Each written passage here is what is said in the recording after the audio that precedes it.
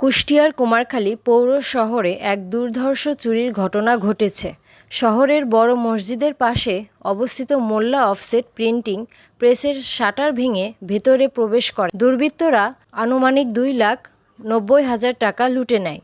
চুরির এই খবর মিডিয়ায় দেখে 19 মার্চ ঘটনাস্থল পরিদর্শনে ছুটে আসেন কুষ্টিয়া 4 আসনের ত্রয়োদশ জাতীয় সংসদ নির্বাচনের প্রার্থী ও বিশিষ্ট সমাজসেবক আলহাজ আনোয়ার খান।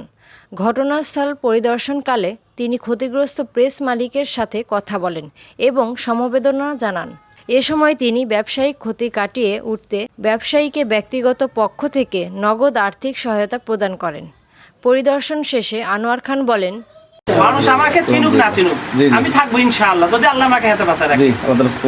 সর্বোচ্চ সহযোগিতা করবো আমি প্রত্যেকের, ইনশাআল্লাহ, যতদিন আমাকে আল্লাহ হাতে বাঁচা রাখবে আমি আছি মানুষের সাথে।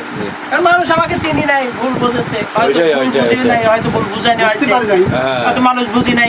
কতদিন বুঝবে না, আস্তে আস্তে তো বুঝবে মানুষ, বুঝবে না মানুষ, মানুষের তো বুঝ দেবে আল্লাহ, হেদায়েত তো আল্লাহ দেবেই।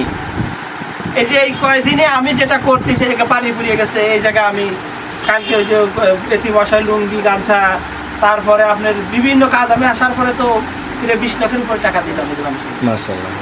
ঘর পুড়িয়ে যাচ্ছে, বাড়ি পুড়িয়ে গেছে, জাকাতি হচ্ছে, হচ্ছে।